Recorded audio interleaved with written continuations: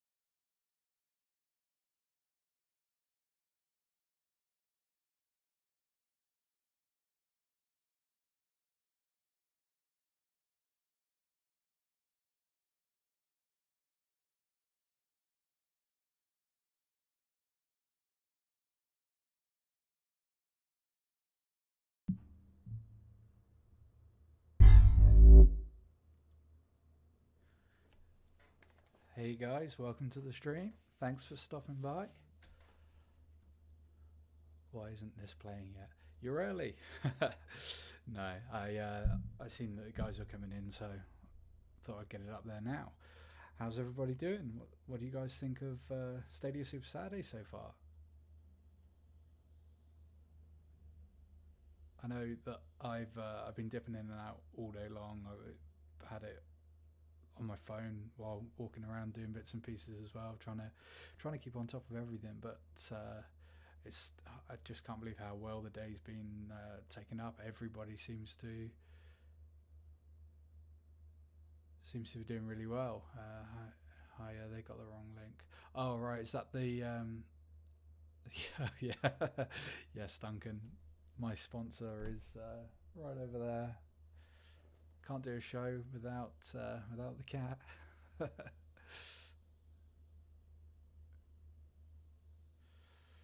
Right, guys. So I got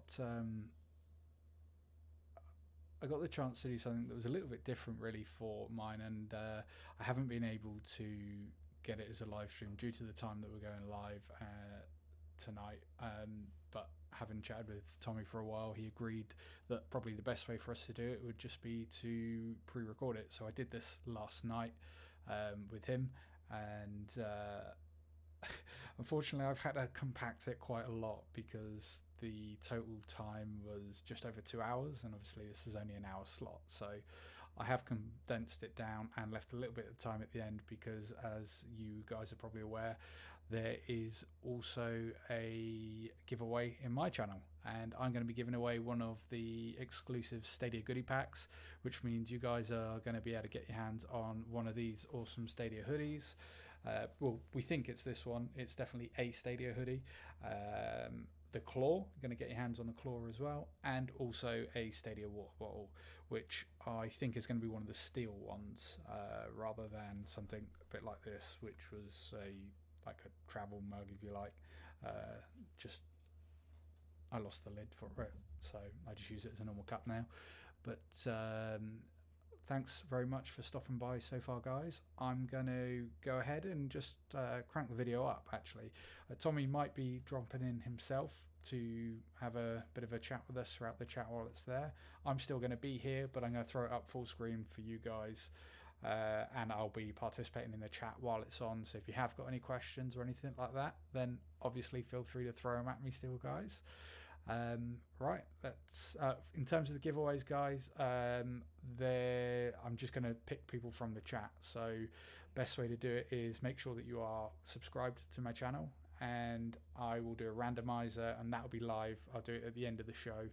And again, that's for you guys to get hold of the Google goodie pack. The only stipulation with that, guys, is you do have to be in Europe or the UK. This one is only provided by Stadia UK, and we can only get it sent out to you guys if you're either in Europe or the UK. So I will get on the chat now. I'm going to pop it up there for you, and let's see what you guys think before the cat does its thing. All right. Just going to go to show my screen a minute. The maze that is. I forgot to drop that up there to get rid of that horrible screen.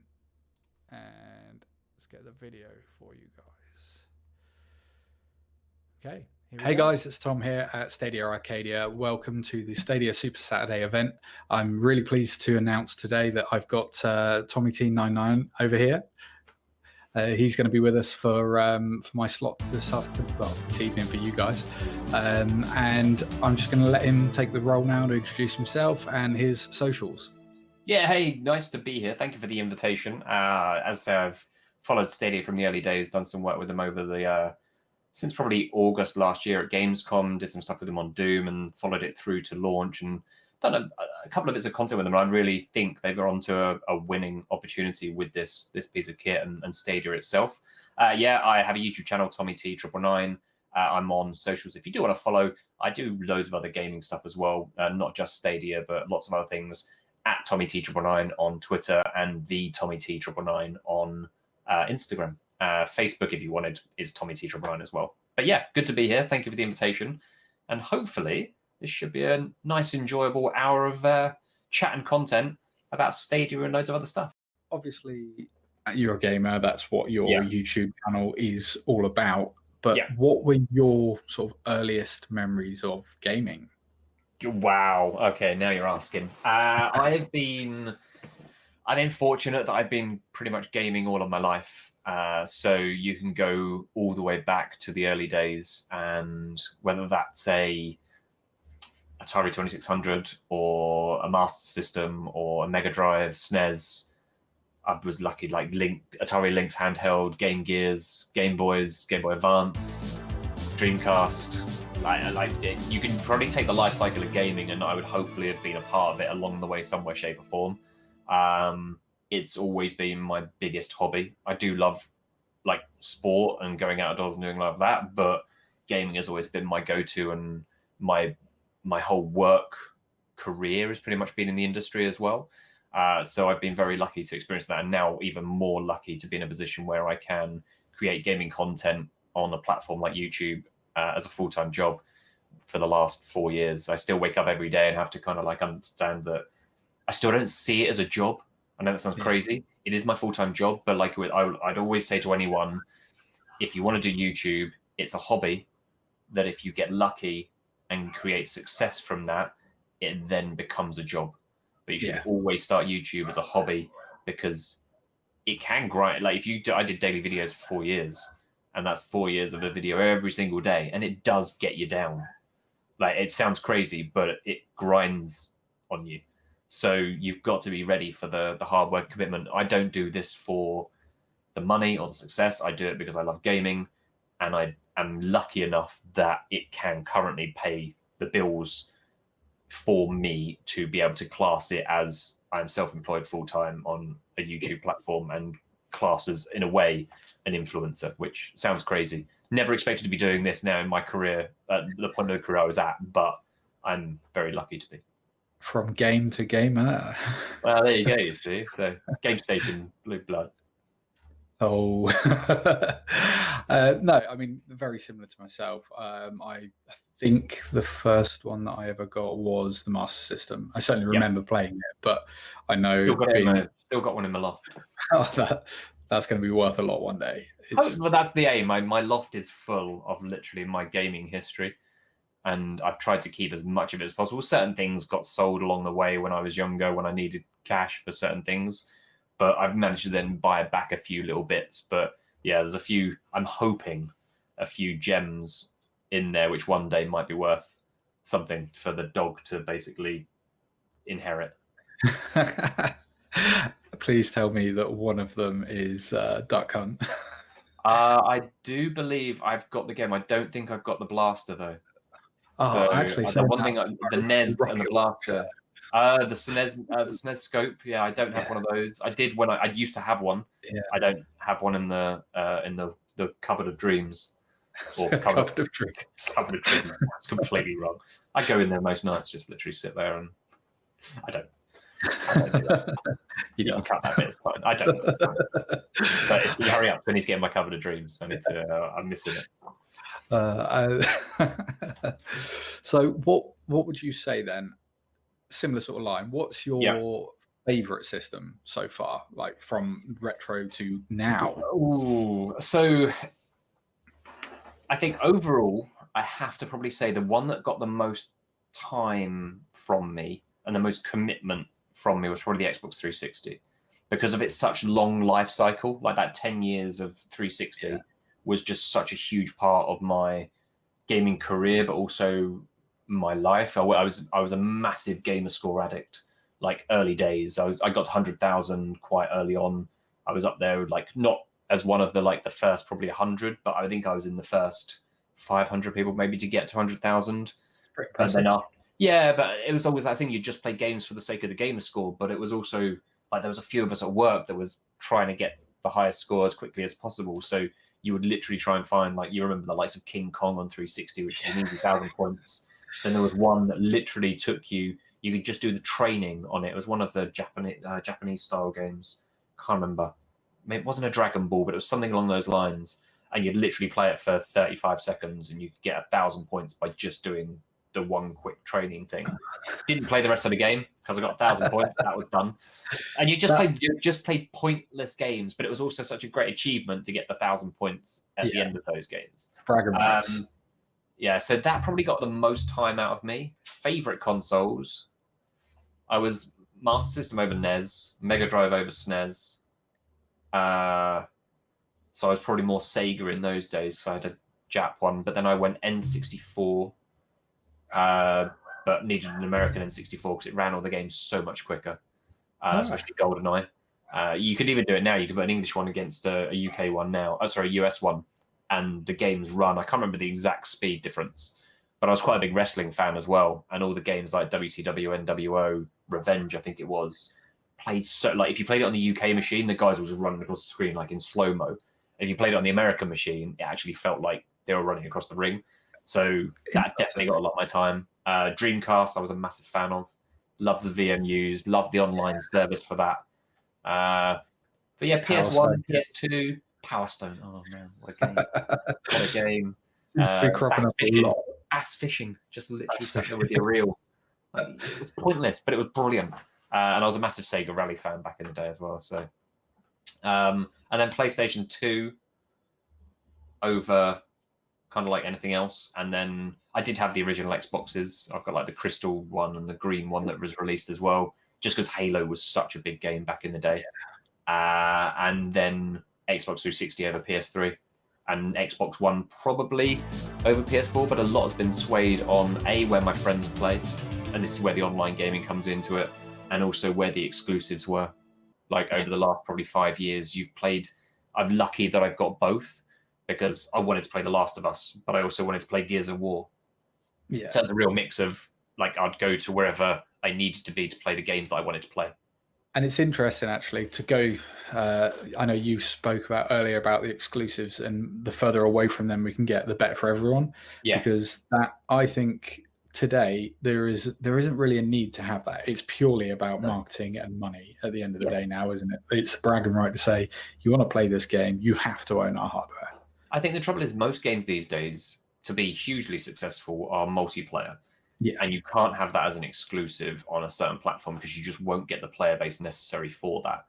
Single player games, yeah, maybe there's a little bit that could do that. But again, I think you see that from the likes of Sony, with it being kind of like they've had quite a few big single player experiences that come through with the likes of God of War, Last of Us, Detroit, just to name like a few there. So people would buy into the platform just for those.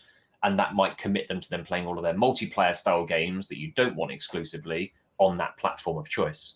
Yeah. And that's where obviously Xbox have got their brands and their games, whether it's your Forzas for the driving experiences, or I think Gears of War, as I mentioned, and a few other bits there, the Halo editions, of course. So there is that. So I think there's always going to be a bit of that, so that people will give themselves the choice as to reasons why. And I think you're going to get a bit of that with the whole PS5, Xbox Series X. There's going to be a few exclusive titles on there, and maybe a bit of exclusive content when it comes to the multiplayer games. But the majority of games now, it will just be ours loads faster, ours has slightly better graphics.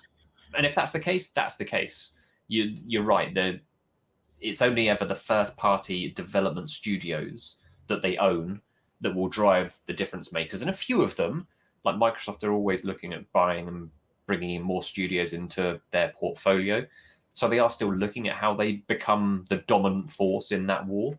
But yeah, I'm like you. I mean, I like exclusives to a point, because you always get something a little extra and you always can sort of like say, oh, that's great. But I don't think platform exclusives is a way that should be taking up time to try and get more people onto your platform. Initially, with something like Stadia, you want to go for the mass market games that have got a huge player base, but then give them a reason to come to you. And it might mean that they get an exclusive item or something a little bit different by playing it on this platform, or the better, as I said earlier, if they get the best connection to a server because they're on Stadia, man, you'll get thousands, hundreds of thousands of people turning to this platform because they'll get the best connection.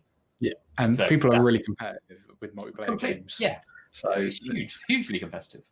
And that's a really interesting point, actually, that if we get something crossplay on something that is already well established, not a brand new IP, but an IP that exists, and we get a version of it to play with everybody else, it would be very interesting to see those comparisons between them. Because as a PC player, when you see crossplay, you hear all the time that people on console don't like playing against PC because mouse and keyboard is the master race. Yeah, exactly. I mean, I understand it. So from a first-person shooter point of view, there is an advantage to be had if you are of that skill bracket. Yeah. But likewise, I know people that play on console that play a lot better than people that play on a PC. Yeah. And Fortnite's proven that as well with like the World Cup. People on like controller were beating people on mouse and keyboard in the main kind of like events.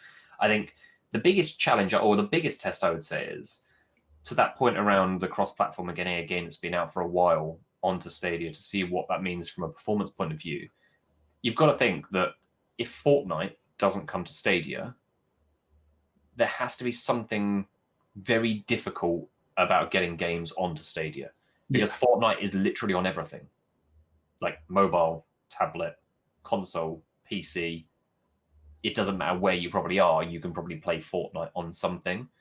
If that as a game is too difficult to transition onto Stadia, that's when you have to start thinking to yourself, man, these aren't little things then. This is big asks of studios to probably put a separate development studio on their games to make sure that they do work on Stadia as well. So to your point, I would love to see Fortnite as a test bed on Stadia very soon. And you would hope that a conversation is being had. Yeah. Whether it is or not is another question, and how it performs is another question. But that is a perfect, probably kind of like tester for it, I would say. And the other benefit of that, I feel, which is something that kind of, I'm pretty sure they may have stopped developing it now, actually. When it first launched, before Fortnite was a thing, and it was very much, this is a beta, it's going to go free to play from not the single player, the horde mode, if you like, before it was PvP. I haven't heard anything about that in a very long time, but I know that was the thing that actually attracted me to that game first. I was like, that looks like good fun. You can still play that mode. It's still there. Just no one plays it. Yeah, it's the multiplayer bug, and you start playing something in multiplayer, and it's just infinitely scalable in that sense. Never ends. Good way to move on from that is, so we know system-wise, but what would you say is your favorite game of all time? I wondered if this would come up. I've been asked this quite a lot, and quite recently, actually.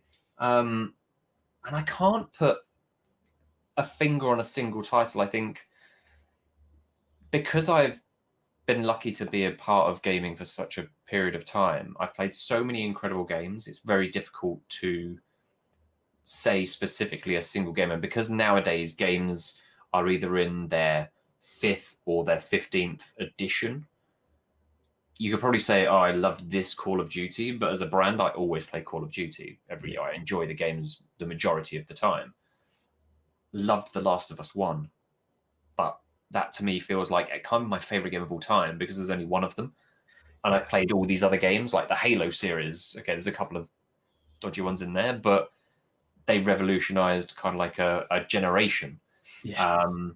So I don't know. I suppose GTA has always been a go-to for me. I think they've probably put amazing amounts of hours into those, but maybe not the most recent one as much, even though they've got such an online experience for the last 5 years. I want to say it's been out now. It's been crazy. For a game to still be updating and changing again, that just shows what a game is all about and how it should work.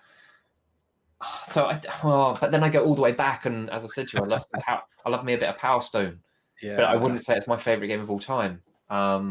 Take it back even further, and I just think about the games that I spent so much time on, like the Turtles games, like playing from an arcade and then playing them on the SNES or the Mega Drive. So I don't know. I can't commit. I'm really sorry. I can't commit and put myself down to what is my favorite game of all time. I think if you gave me a list, I'd probably still list about 10 as a minimum. Whenever I do ask somebody this and they can give me an answer like within the first 10 seconds, it's just like, how's that? How's that thing? You haven't played enough games. Well, there is that, but I suppose a lot of people will always go for the one that, like, if I had to choose one based on the amount of time played over the last 5 years, if I took all the games off of the Xbox and the PlayStation and the PC, I've probably played the most time on Call of Duty in totality, probably Rocket League, PUBG to a point, because I played that since that's been early days and still play that every so often, and I dread to think the amount of hours I put into that in the early days. So they're probably like 3 of the shooters. Fortnite was great until building became such a big thing, and I just wasn't into that part of the game.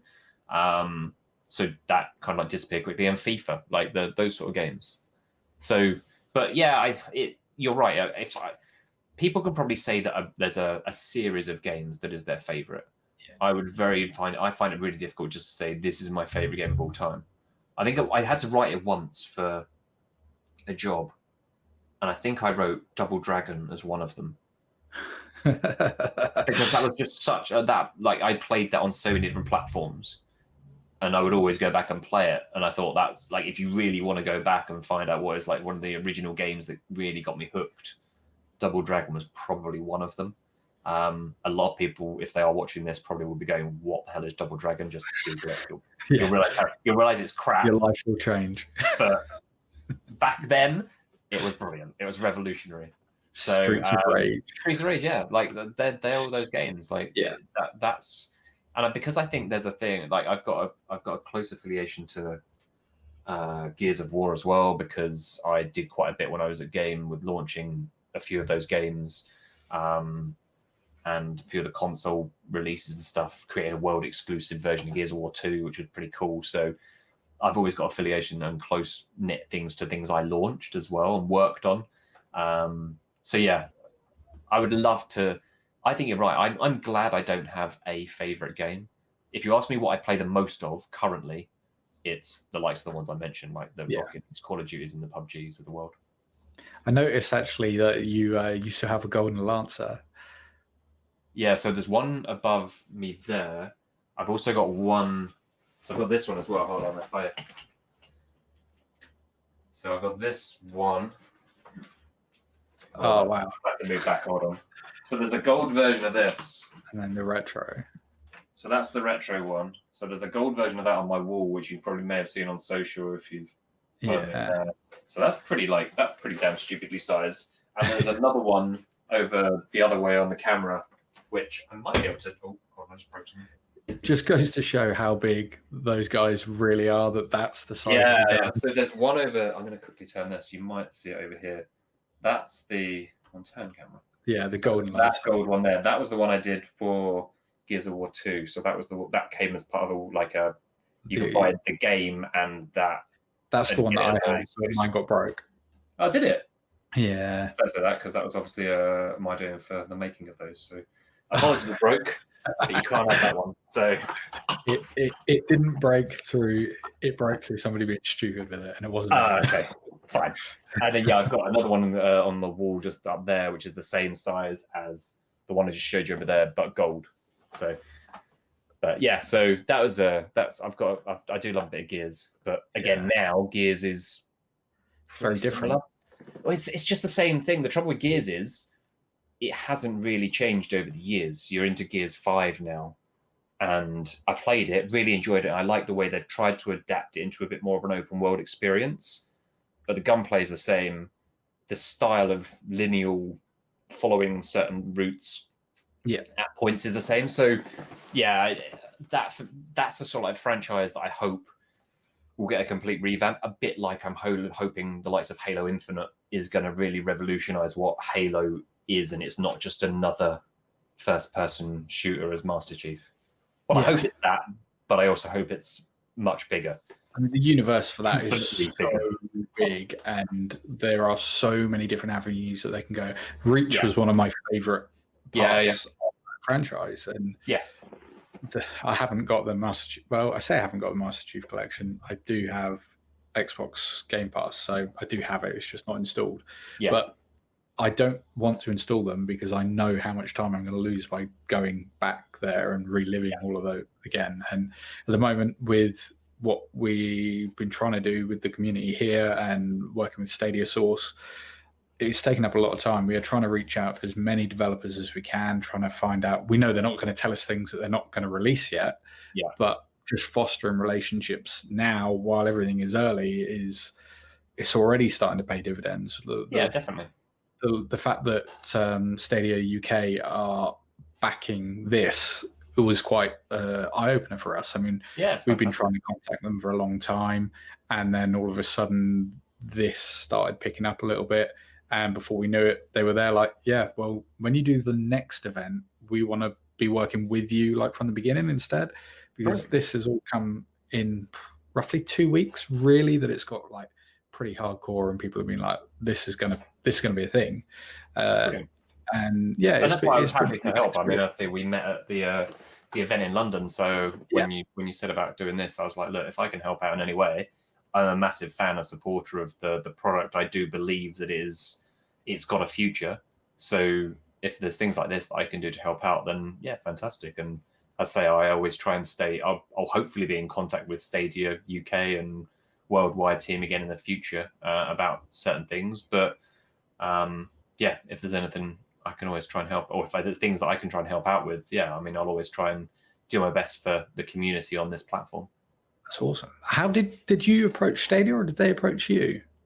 That was all through YouTube itself, and then my partner manager at YouTube putting me forwards for the first opportunity via Gamescom last year, because that's where they did their first hands-on. That I had the opportunity to do so because I was one of his key gaming channels that he looks after. He put me forward. They then obviously wanted to look into my channel a little bit more, and then they were happy for me to come and play a Gamescom, as it were. And then I think I made a reasonably good impression out of what I experienced and what I created off the back of that. And then they contacted me again around doing a hands-on kind of like video from at home with the overall setup, because I kind of like went back in and said, I would like to do all of this content that would be a great plan between now and launch, and then post-launch. And nothing really materialized apart from this one video for that. But then off the back of that video, they liked what I did there as well. And I then obviously did they asked me if I would come and host at the event in London. Didn't really know exactly what I was there to do. Just more from a fact that I'm comfortable, hopefully, presenting or talking to people in public. A lot of people that do this job don't normally go outside. So for me, going outside is a bonus, but I'm still quite happy to go out and do that sort of stuff. So yeah, I mean, I've got that relationship with them that hopefully will continue to be something that I can work with them on going forwards. And hopefully they see that even the feedback that I offer, similar to how we've spoken about today, I've tried to give a lot of that across to them as well. And I'm hoping that goes in and is taken in the right way. There's a chance that it could be seen as, well, you're not doing this job, you don't know what you're talking about. But I don't think it is that. Yeah. I feel that they are listening. So yeah, the relationship literally started from a conversation with the guy that I've talked to at YouTube, just basically asking if putting me forwards off the back of the Gamescom experience, and then it just went from there. And they're a great bunch. You can see the passion that they've got, and you can see the hard work and the commitment they're working to. So, and I think they see that in return. So anybody that does work alongside them, you've seen a few of the people do another thing. So ESO did part there as well. Vicstar's done a couple of bits for them. So I guess they're just building a group of people that they can trust, who are also pro what this platform is and what they're trying to achieve. Yeah. If I don't get another call, I don't get another call. So, but I'm hoping that going forwards, you would expect them to start looking to work on their marketing plan for what Q3 and Q4 looks like very soon, or they should have already got that pretty much nailed down. That's then hopefully where I can come in again and try and support them as best I can.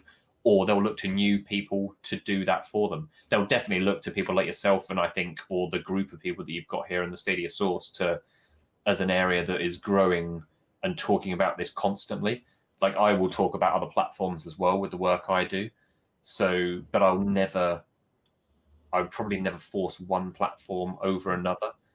I would force this over certain things because of what you can do with it and how you can experience it.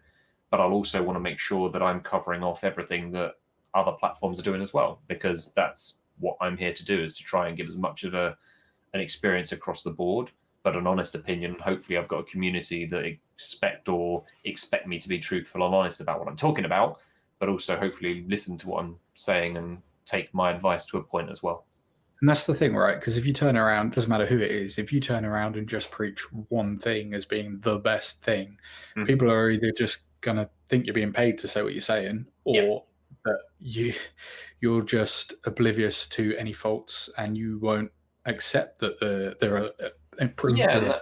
And that's with anything in life, isn't it? You've got to take the negatives with the positives, and you've got to be able to take on that feedback, whether it is negative, and understand why that feedback is there, and then work out how you make that positive.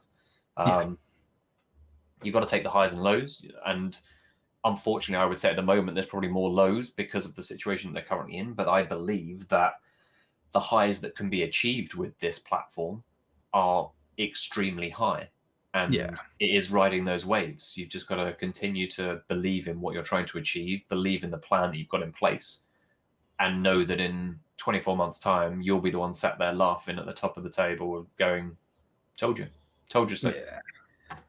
I mean, they've got to have some aces still. There's no way that they can be as quiet as they're being because they don't have anything. I think they're probably confused, I hope, that they don't have the greatest history of launching products anyway. I mean, we see a lot of their things come and go, and that's what a lot of people were worried about with Stadia, especially when it launched, and everyone that was a founder was like, well, I've got a control, and a week later I still don't even have my access code. So I just think even if Stadia as a name and a brand doesn't work, they've still got some technology that can be utilized in some way, shape, or form at some point, whether it's through Google directly, whether it's through YouTube directly, or whether it's a third party. So I think this will still be around, and I hope that they do it's whether they give people enough time to create what everyone believes can be created. And that, again, is that whole thing of, to my point on the likes of a game like Fortnite, if something like Fortnite can't be transitioned on Stadia easily, there is definitely something fundamentally wrong with the way that you have to create something for Stadia.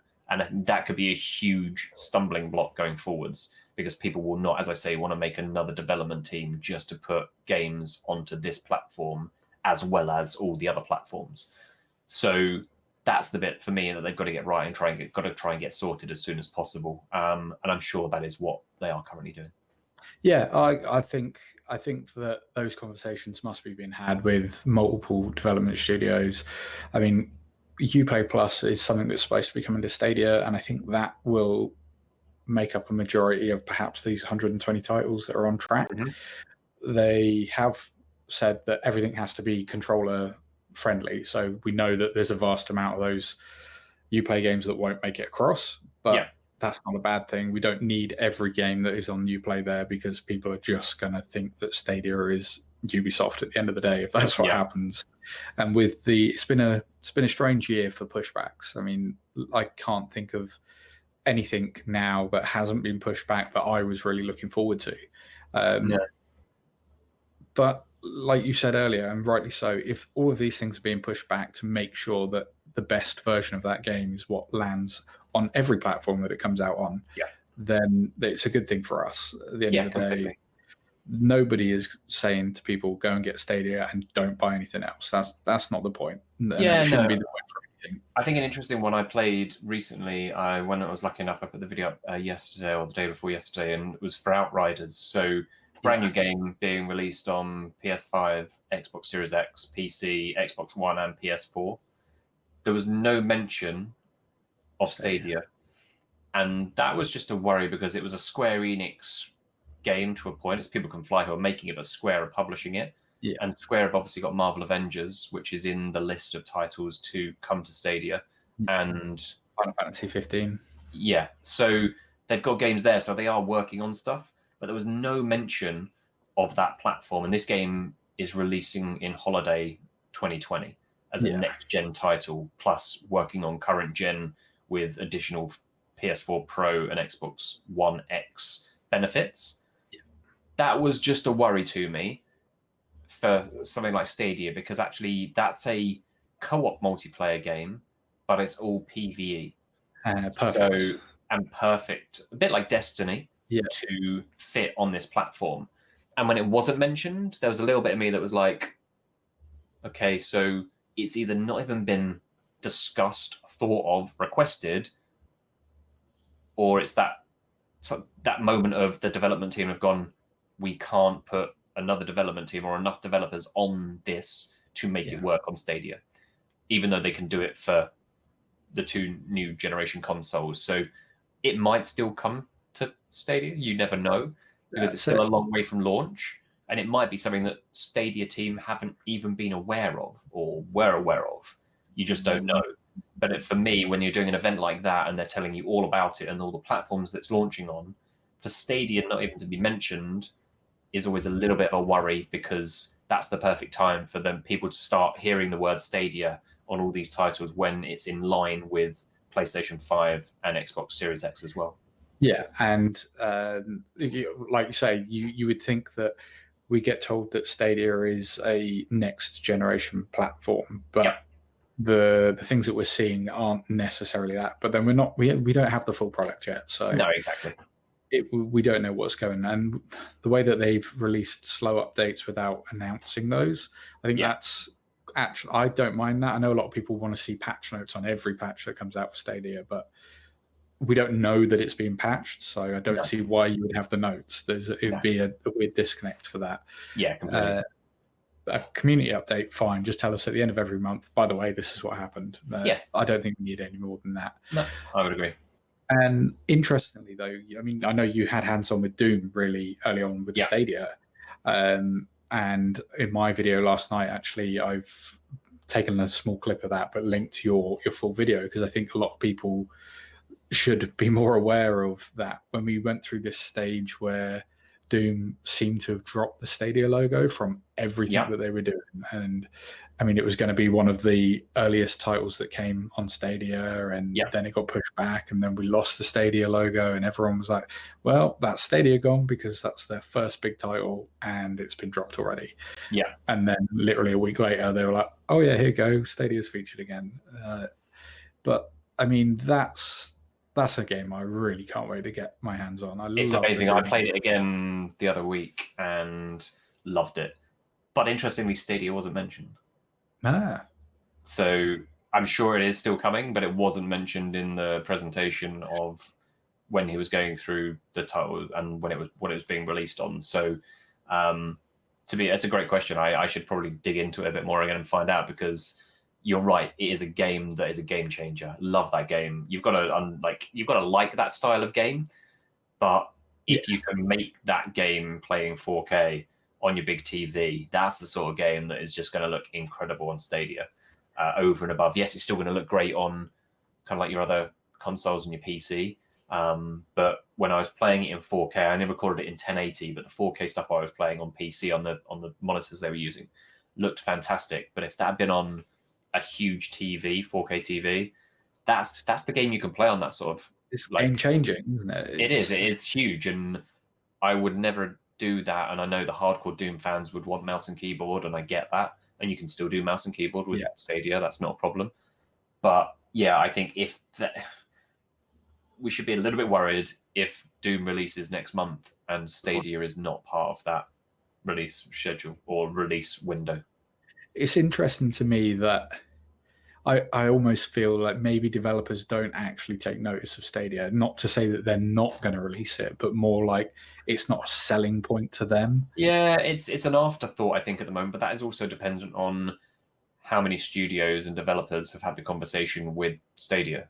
Yeah. And I mean, Doom must have done, because as you say, I got hands on with it at Gamescom. So it was on the horizon, but it was a simple 20-minute demo, half-hour demo at Gamescom. So that was probably easy just to create. And probably, was it on PC? Who knows? It was probably on a PC in some way, shape, or form, because it was logging into a server. So it was running through Stadia, but was actually Stadia. Back end, was it just a PC linked to that? You just don't know. But this was back in August last year.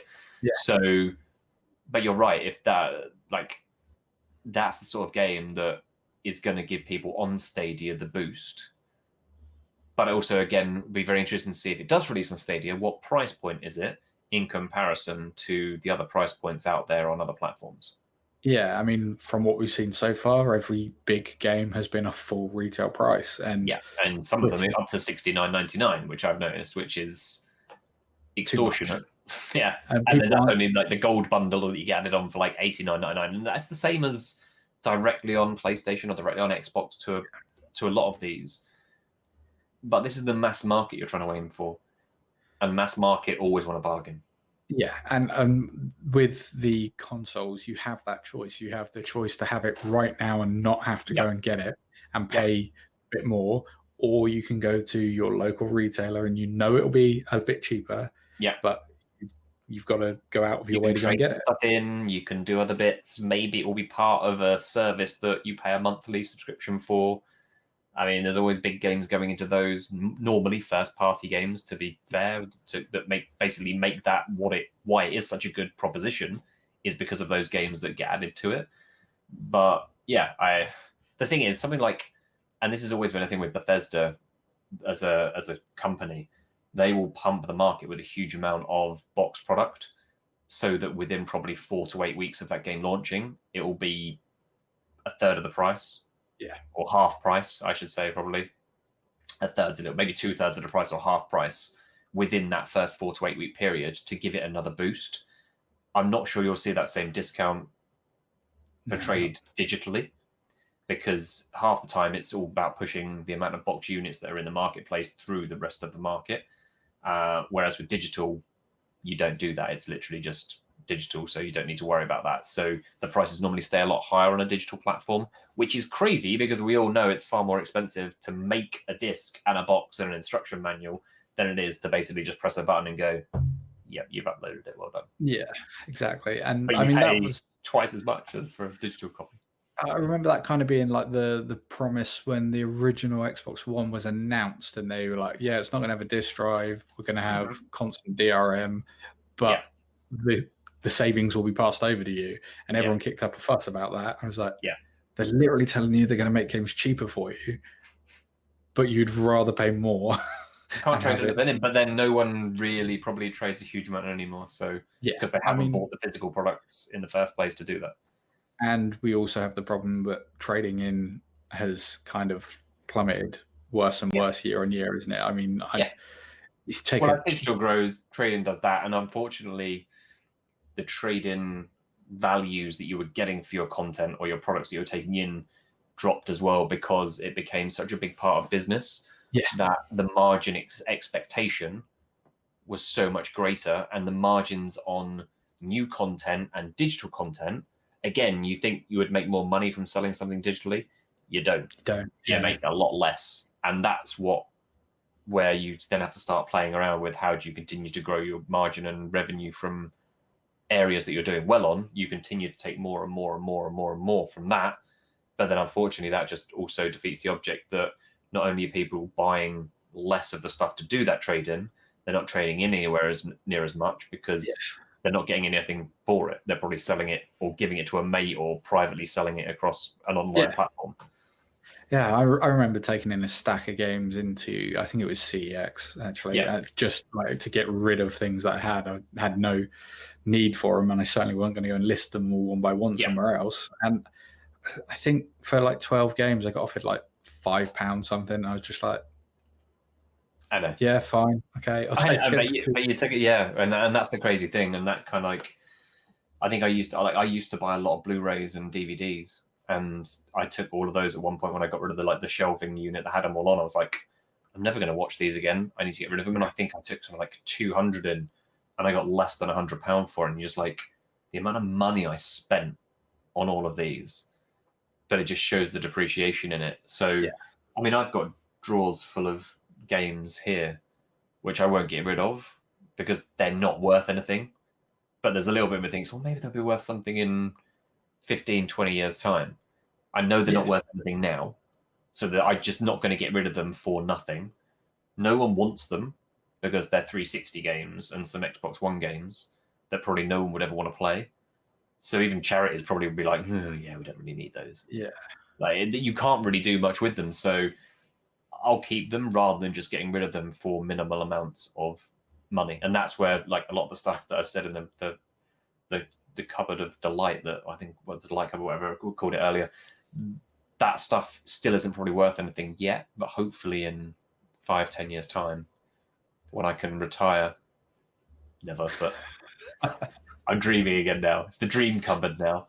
It's going to make me retire in 15, 20. I've changed it to 15 to 20 years time, and hopefully retire with a little bit of cash. And if not, then you can just make a fort in the cupboard of dreams. My dog is going to have a load of stuff to look after. Be interesting to see what he does with the. Probably chew it all. Chew it all, bite it, and then you don't know what else to do with it. Turtle springs to mind. That YouTube famous turtle. All right. Well, thanks very much, Ross, for coming on this. No worries. No problem.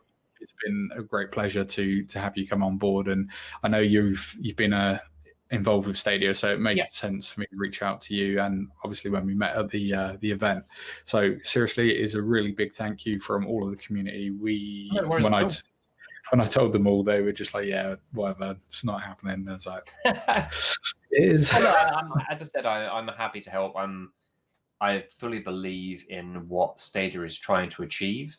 I hope that they do manage to do that and get there. And if I can be a part of helping that happen, then that's something that I would love to support them on as well. So doing stuff like this, helping you guys out. For me, again, I've always tried and do as much for others as I can. I don't do things just for myself because I just don't feel that's right. If I can do this now, who knows? You'll probably have a bigger channel than me in 2 years' time. So I'll be coming to you going, can you be on mine? Can you be on mine? I need to stream. Come along. Well, next time you get asked to go somewhere, just send me instead. We'll do the trade. Okay, that's what you're doing. So, okay, I might hold you to that. You never know. Some of these places I get asked to go. You don't want to go. Well, you never know. Don't hold your breath just yet. You might get a message on the social media saying, well, you offered. Well, here's your chance. Prove yourself. Yeah, exactly. That game was great. That was an easy 1,000 points, by the way. Yeah, no, let's get in the garden. Right, guys. Well, that is unfortunately the end of the slot here tonight. So I am going to very quickly. It's flown by. It has gone really quick, actually. there's a lot to fit into this hour that's not going to fit in at the moment. So I am going to list all of Tommy T's socials and his YouTube channel, etc., in the description below. So make sure you do go ahead and check out his content as well. It's been an honor to have you on board, buddy, and hopefully we'll get to do something like this again in the future. Maybe next time you'll come to the pop-up event and I'll be there. Well, there you go. Let's hope so. I mean, look, I really appreciate the opportunity to come on. As I say, if I can support in any way, I really love what Stadia are trying to do, and I hope they'll listen to some of the stuff we discussed in this hour, and we may have given them some information that they find helpful. They may come to us for jobs, who knows? But at the end of the day, it's been a great hour. I really hope you've get great success out of this and continue to grow. I think what you're doing for Stadia as a platform is fantastic. So yeah, hopefully everyone enjoyed the hour of chat that we've had here, and yeah, I appreciate you asking. And if I can help in the future, just let me know. Thanks very much. I will take you up on it. No worries at all. And for somebody there going to get to potentially win one of our sweet little... yeah, these are absolutely amazing. They light up as well. You can turn them on and this will lights up. So he says, I think mine's out. It doesn't really work on my camera. It's too light. I don't think it'll work on mine either. I mean, I can try quickly. There's a flash. unit. The flash goes off a little. It's on. There you go. There you go. It's flashing kind of on mine. There we go. Yeah. All the cool kids. These are rare though. This is very rare. Someone whoever gets that is going to be super damn lucky. So yeah, enjoy that. Right. Thanks very much, guys. And on to the next piece of content. See you later. Bye. See you later.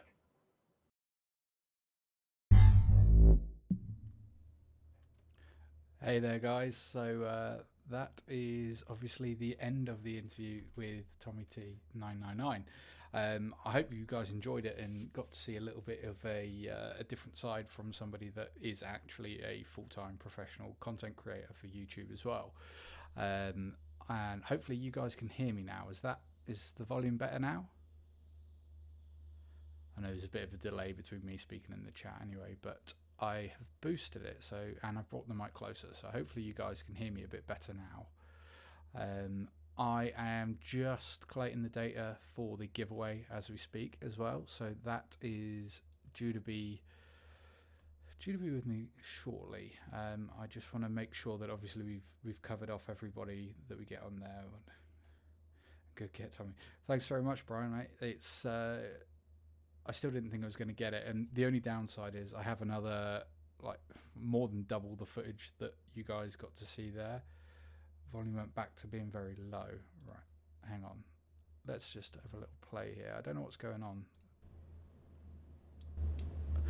How is that? I think that's probably going to be too loud for you guys because my mic is booming now.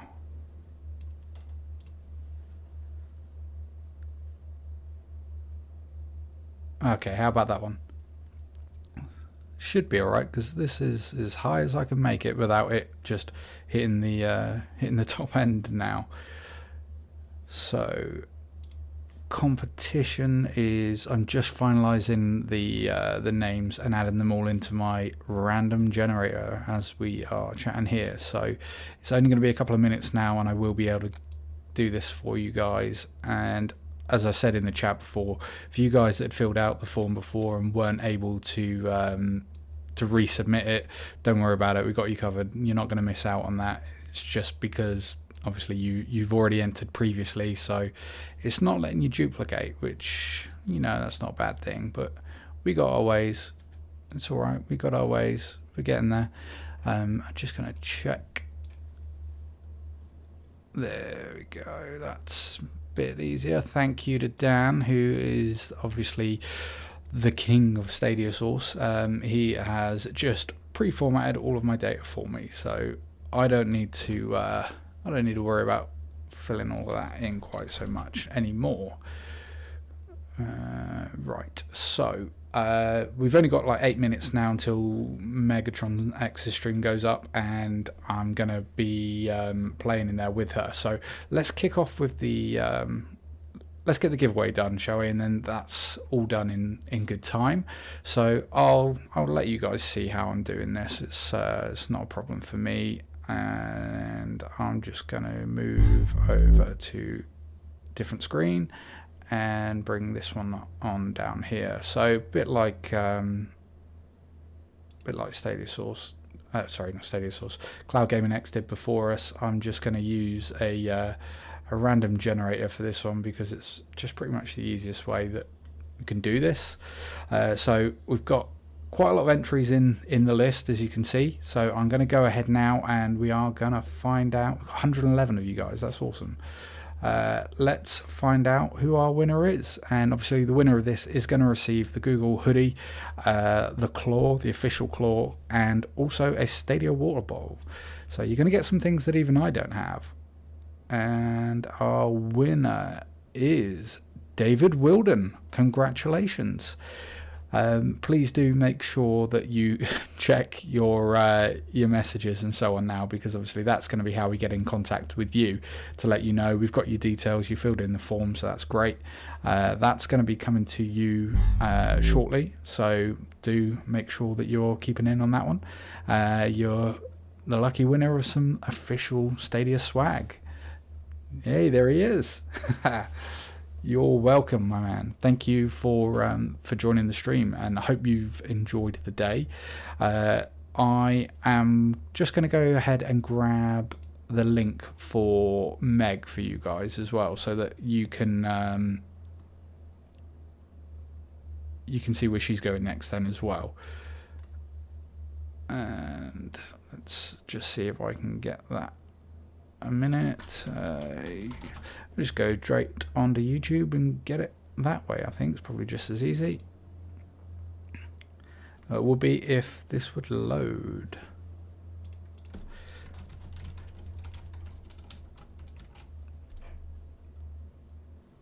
It's not loading. Okay.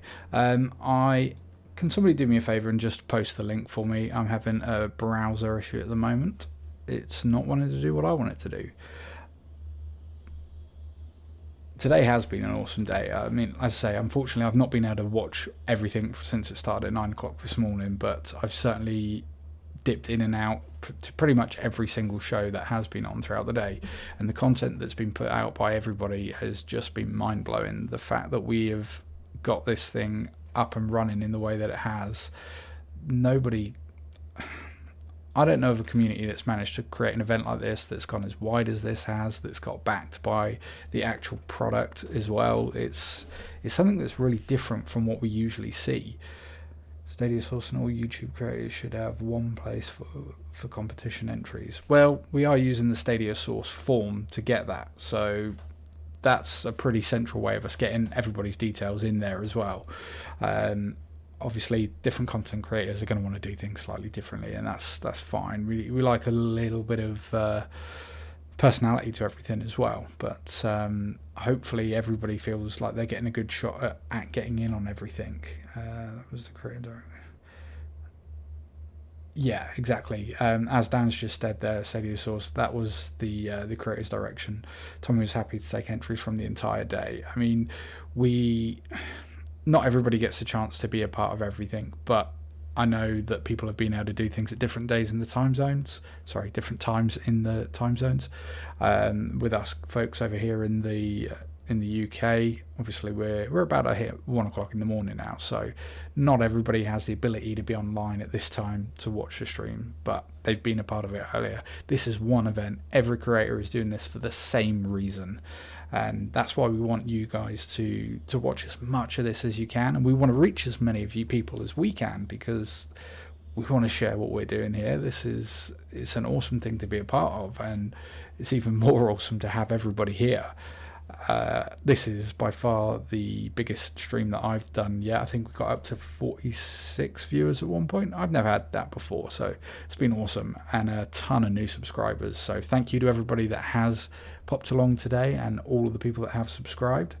It has been an honor to do it, and in the future I will get some more of the content that I spoke to Ross about out to you guys as well.